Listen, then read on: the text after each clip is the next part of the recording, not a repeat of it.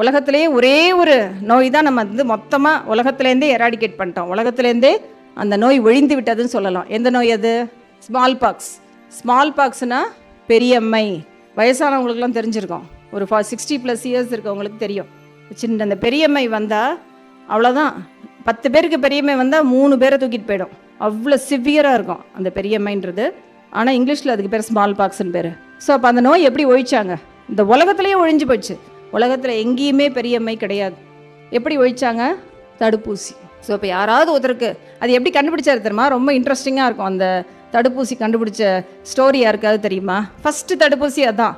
I think 1786 ஆனவோ அந்த first Edward Jenner அப்படின்றவர் ஒரு இங்கிலீஷ் டாக்டர். அவர் என்ன பண்ணுவார்னா, உலகம் ஃபுல்லாக எங்கே பார்த்தாலும் இந்த பெரியம்மை நோய் அது பாட்டுக்கு கொள்ளை நோயின்னு வருவாங்களே, அது மாதிரி தூக்கிட்டு போயிட்டே இருக்குது எல்லாரையும்.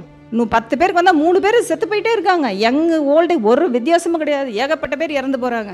அப்போ இது என்ன பண்ணலாம் அப்படின்னு அப்படியே அப்சர்வேஷன். அந்த அப்சர்வேஷன்றது ரொம்ப ரொம்ப இம்பார்ட்டண்ட்.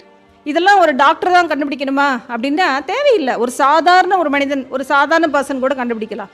என்ன வேணும்? கூர்ந்து கவனிக்கணும்.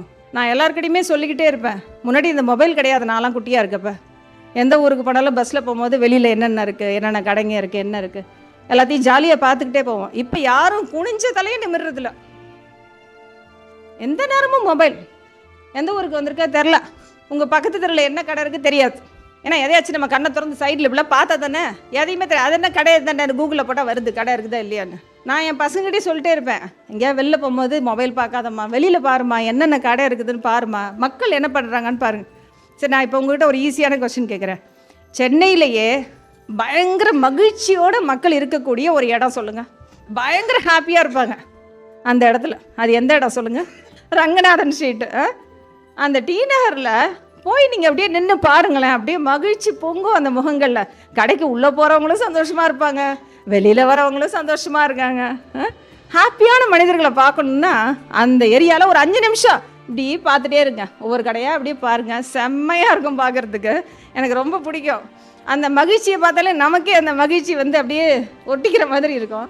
ஸோ இது மாதிரி தான் அப்சர்வேஷன் ரொம்ப இம்பார்ட்டண்ட் எல்லாருக்கும். அப்படி தான் எட்வர்ட் ஜென்னரும் வந்து ஹி ஜஸ்ட் அப்சர்வ்.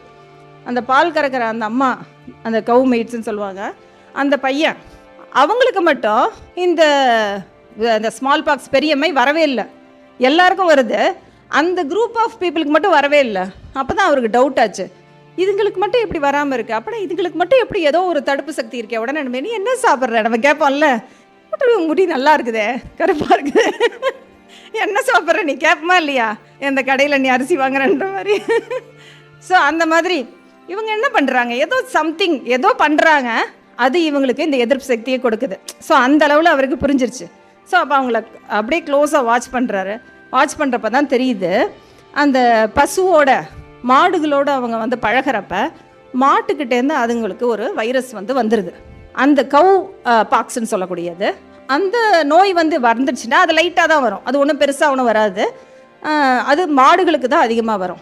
ஸோ அப்போ இது அவங்களோட பால் கறக்கிறது, மாடு குளிப்பட்டது, அது மாதிரி பண்ணுறப்ப இவங்களுக்கும் அந்த வைரஸ் வந்துடுது.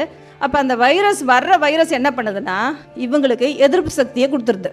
ஸோ அப்போ ரியலாக இந்த ஸ்மால் பாக்ஸ், இந்த பெரியம்மை வைரஸ் இவங்களை அட்டாக் பண்ணுறப்ப ஆல்ரெடி நம்ம உடம்புல எதிர்ப்பு சக்தி இருக்குது. ஸோ அதனால தான் இவங்களுக்கு இந்த நோய் பாதிக்கப்படுறதில்ல அப்படின்றத கண்டுபிடிச்சார். ஸோ இதுதான் தத்துவம். இதை வச்சு தான் இதுதான் ஃபஸ்ட்டு கண்டுபிடிச்சவர் டாக்டர் எட்வர்ட் ஜென்னர்.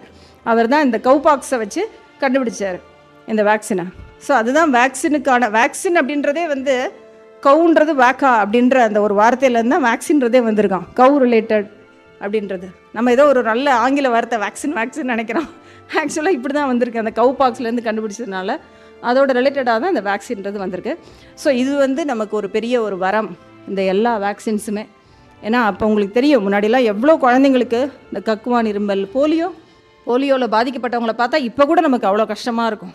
ஒரு தவறும் செய்யாமல் 2 வயசு 3 வயசு போலியோ வைரஸ் ஏதோ ஒரு காய்ச்சல்னுவாங்க, 2 காலம் மொத்தமாக அந்த குழந்தைங்களுக்கு செயலிழந்து போய்டும். அதோட வாழ்க்கை கம்ப்ளீட்டாக அஃபெக்டட் இல்லையா? குவாலிட்டி ஆஃப் லைஃப் கான். எவ்வளோ ப்ரில்லியண்ட்டாக இருப்பாங்க, ஆனால் 2 காலம் அவங்களால நடக்க முடியாது. இது மாதிரிலாம் நிறைய போலியோ அதுக்கப்புறம் தான் அந்த போலியோ தடுப்பூசி ப்ளஸ் போலியோ அந்த சொட்டு மருந்து கொடுக்க ஆரம்பித்த பிறகு இப்போ ஆல்மோஸ்ட் எராடிகேட்டட்னு சொல்ல முடியாது போலியோவை, இன்னும் இருக்குது.